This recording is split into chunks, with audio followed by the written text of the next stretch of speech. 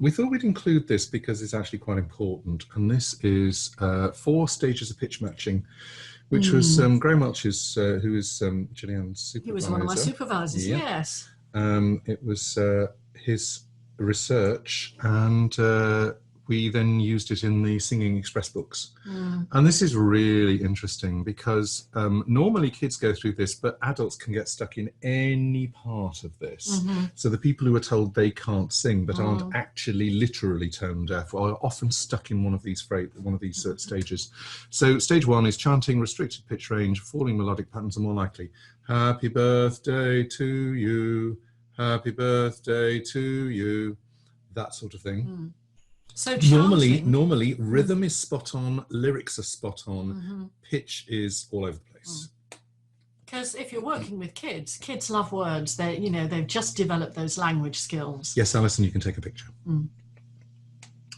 And then stage 2, able to follow the larger melodic contours, sense of key within each phrase, but pitch range for song expanding. But it's going to sound more like happy birthday to you, happy birthday to you. So they'll be aware of shape, but still won't necessarily, and stay in sort of the same key.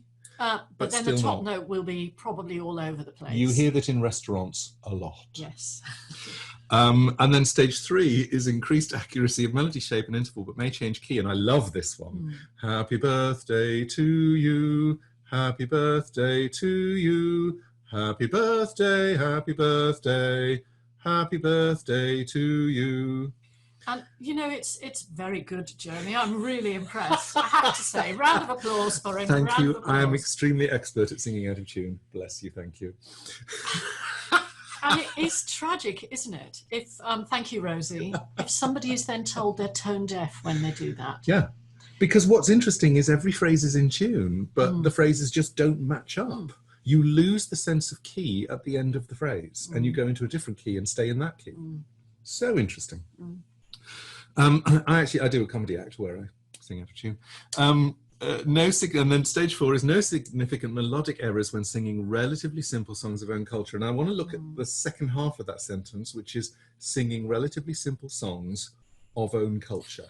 So songs that you know, and songs that are in your family psyche. And you can sing those in tune. Does not mean that you're going to be singing Defying Gravity in tune. Not necessarily. Or stuff that you listen to on the radio.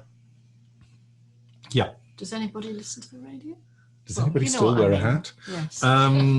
So those are the 4 stages of pitch matching. Really, really useful to know, because often people are in that stage somewhere and they've held on to that stage all the way through adulthood. Your students could be in any one of those stages. I found it so helpful. Yeah.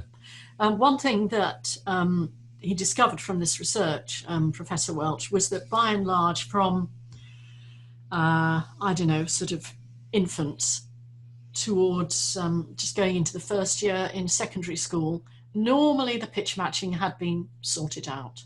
So it does get better as they get older. But of course, the more they're exposed to singing and the more they're exposed to music, the more likely they are to be able to sing in tune. Yeah.